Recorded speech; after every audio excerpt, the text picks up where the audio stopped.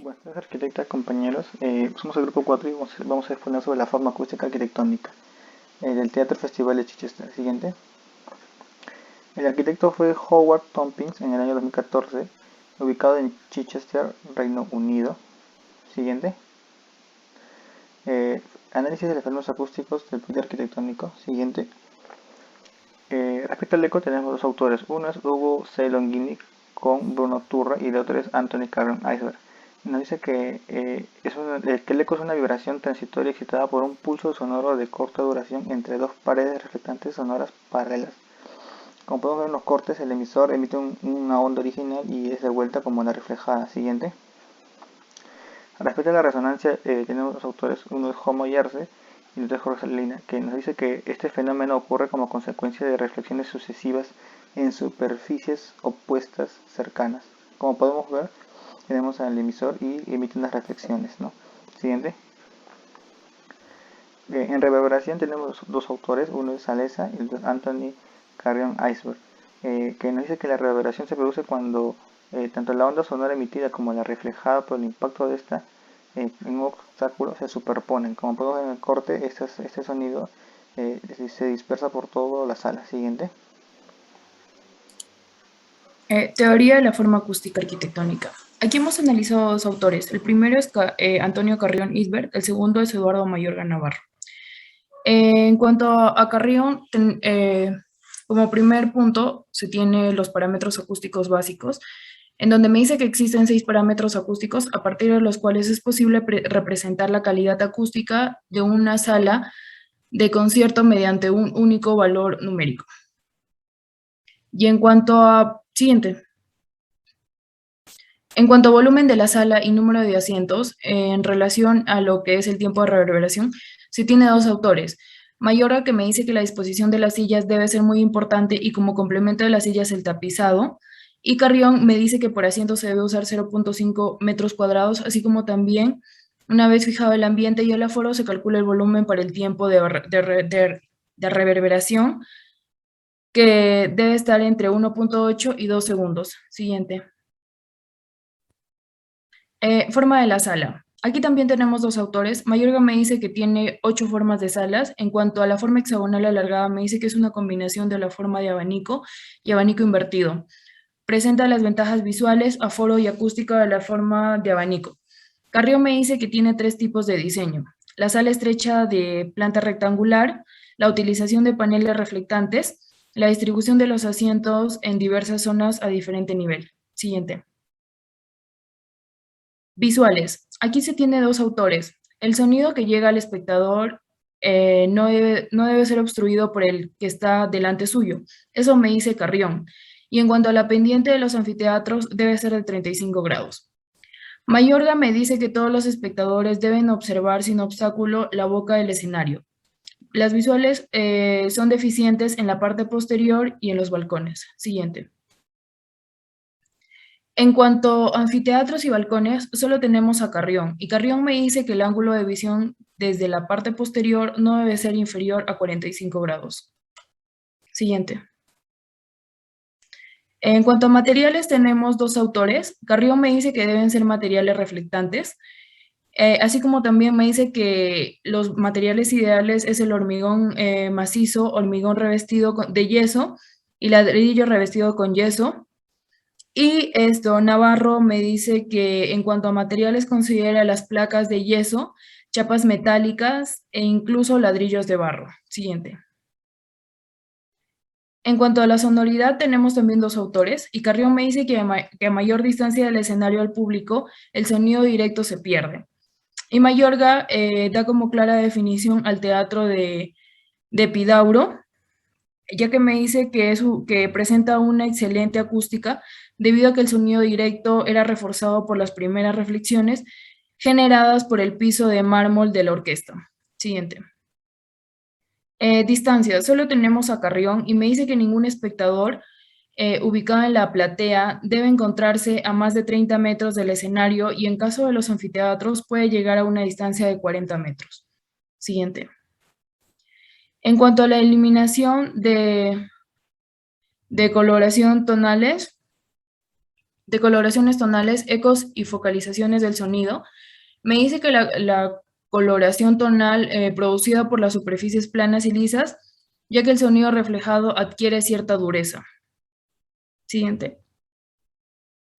En cuanto a impresión espacial del sonido, solo tenemos a Carrión y me dice que con la ayuda del QRD o MLS como difusores, esto nos ayuda a una mejor equilibrio del sonido para que así el oyente pueda captar el ruido de igual intensidad de todos lados. Siguiente. En cuanto a escenario, tenemos dos autores y Carrión me dice que el área requerida para una orquesta de 100 músicos se sitúa entre 150 y 190 metros cuadrados con 17 metros de ancho y 17 metros de profundidad. Respecto al coro, se propone reservar a 0.5 metros cuadrados por persona sentada. Y en cuanto a Mayorga, me dice que hay una relación en proporción entre la anchura de la boca del escenario y el largo de la sala de espectadores. Siguiente. Bueno, los análisis de la forma acústica arquitectónica. Siguiente. Tenemos los parámetros acústicos básicos. Como podemos visualizar, tenemos aquí donde diagrama sobre lo que contiene el proyecto, ¿no? El techo, la ventilación de humo, tienda, soporte de banda, auditorio, sala de control. Siguiente. El volumen de la sala y número de asientos en relación con el tiempo de reverberación. Tenemos acá los planos que dice sobre los patios de butacas y donde especifica que tiene una capacidad de 1.360 asientos y está organizado en 3 niveles. Bueno, siguiente. La forma de la sala. En la forma de la sala quiere decir, según el autor Eduardo Mayorga, que sostiene que para tener una planta hexagonal alargada se tiene que cortar con la forma de abanico o abanico invertido, y que las distribuciones de los asientos en diversas zonas a diferentes niveles. Siguiente. Las visuales. Tenemos acá un gráfico donde especifica los espectadores que se encuentran en la parte posterior presentan una visual eficiente. El siguiente punto es los espectadores del primer nivel.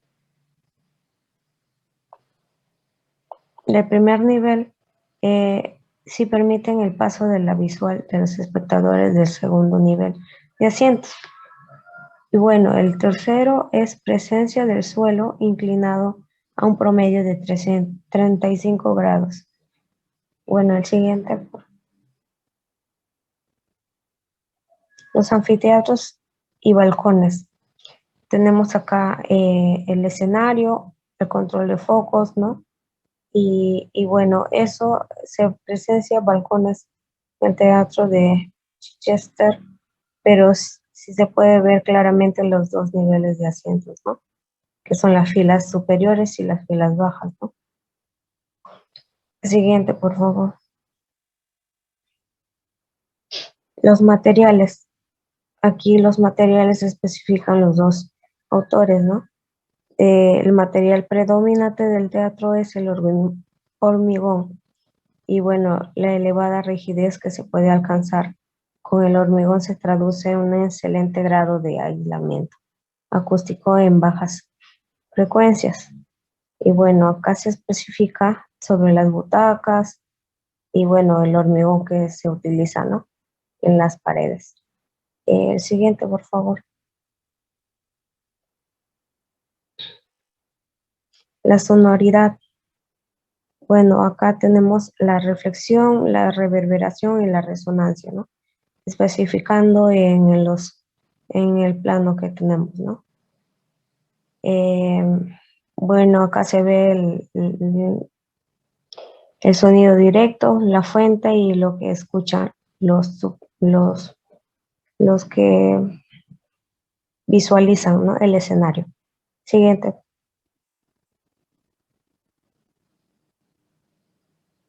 La distancia. Según Antonio Carrión, el recinto puede lograr una distancia del espectador mínimo de 30 metros para un sonido directo. Y como se visualiza acá, en el plano del proyecto, tenemos como 26 metros de distancia, ¿no? Ya hacer una sala pequeña, los espectadores reciben el sonido directo desde el escenario, que quiere decir que el proyecto tiene un sonido directo. Siguiente.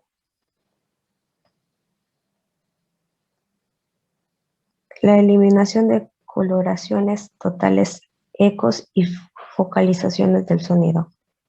Al tener grandes paredes paralelas se soluciona con difusores para así evitar el eco flotante y con ello absorber el eco, ¿no? Los difusores también efectiva para atenuar y a veces incluso eliminar los ecos y las focalizaciones del sonido. Siguiente.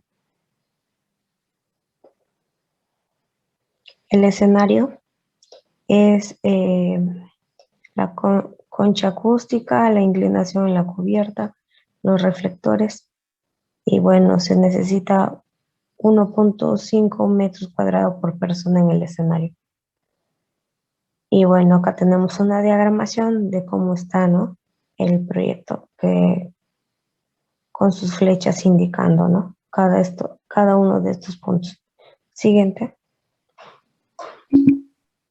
Análisis del espacio habitable. Empezamos con el tema acústico, que es la parte física que trata de la producción, emisión, recepción, propagación, interacción de las ondas sonoras. O sea, estudia la manera detallada de las ondas que propagan a través de una materia, ¿no? Como puedo ver en el diagrama, las flechas rojas indican el acontecimiento acústico, que se centra normalmente en el escenario o en la orquesta. Y el aislamiento acústico, que es los bordes, ¿no?, en los exteriores del mismo escenario. En el tema lumínico, hace referencia a la luz propia o artificial que ofrece la luz, ¿no?, o la energía que permite que apreciamos los objetos a través del sentido de la vista. Como vemos en el diagrama, tenemos los símbolos que son indicadores luminosos, que más se centra en el escenario y también en las mismas gradas de los oyentes. Se ven unas pequeñas indicadores luminosos, pero de menor potencia, ¿no? En el tema térmico, se refiere a aquello vinculado a la temperatura o calor. En este sentido, puede hablarse de la sensación térmica para hacer mención a cómo reacciona el organismo del ser humano frente a las diversas condiciones ambientales. Acá lo que se centra en bordeando el escenario y las gradas se ve los rayos de calor, pero en el exterior tenemos las ondas frías, ¿no? La frase, lo que aísla no absorbe y lo que absorbe no aísla. Lo que aísla no absorbe y lo que absorbe no aísla. Aislar implica impedir que un sonido penetre un medio o que salga de él. Por eso la función de los materiales aislantes, dependiendo de dónde estén, puede ser o bien reflejar la mayor parte de la energía que reciben en el exterior o si no, por lo contrario, absorberla. Quiere decir que el aislar está separando las ondas sonoras, aísla los ruidos de dos ambientes. En el caso de la absorción, consiste en mejorar el confort acústico. Los materiales aislantes reflejan los sonidos que llegan, mientras que los materiales absorbentes evitan que los sonidos se reflejen lo menos posible. En el tema de las conclusiones, hemos concluido que mediante el análisis previo que las dimensiones compactas del auditorio que hemos estudiado es beneficioso para aprovechar el máximo control de la acústica e iluminación, entre ellas el sonido directo y las primeras reflexiones. El auditorio, para ser usado para obras teatrales, el oyente recibe el reflejo acústico de las direcciones ya establecidas gracias a la geometría del hexágono alargado que nos ofrece la sala, siendo los reflejos laterales los más importantes al momento de la ejecución del sonido producido por las obras. Hay que reconocer que a pesar del edificio fue construido en el año 1962, donde no había muchos estudios acústicos, se logró obtener un buen funcionamiento acústico, siendo las remodelaciones últimas que nada más se tocó el tema de la calefacción, refrigeración y ventilación. Y con la ayuda del techo cóncavo de la sala se logran las óptimas reflexiones, también con la forma hexagonal alargada obtenemos reflexiones laterales. Y por último, gracias a la sala de menor tamaño que tiene una distancia de 26 metros, no se logra la pérdida del tema de sonido directo. En las reflexiones, para conseguir un buen diseño acústico debemos tener en cuenta la capacidad de la sala, o sea, la cantidad de oyentes, debido a que es importante para la dinámica acústica. La configuración de la sala en forma hexágono alargado brinda los reflejos laterales a una dirección directa al oyente. Sobre el diseño acústico, cabe recalcar que no depende únicamente de las reflexiones, sino también de los materiales y de la tecnología moderna, ya que con esto logramos un mejor estudio así decidiendo dónde ubicar los muros, paneles reflectivos, etc. Y en el tema de los aportes, hemos encontrado que los teatros romanos, que diferían de los teatros griegos, utilizaban las paredes de las gradas, que eran curvas, para que se perdiese menor la cantidad del sonido y las focalizaban mejor hacia un mismo punto. En la zona de la orquesta era semicircular y la altura era menor a la de los griegos, consiguiendo una mejor visión desde dicha zona. La construcción de edificación detrás del escenario fue para favorecer la distribución del sonido, actuando los muros de los edificios como reflectores para reforzar el sonido directo de los actores hacia las graderías.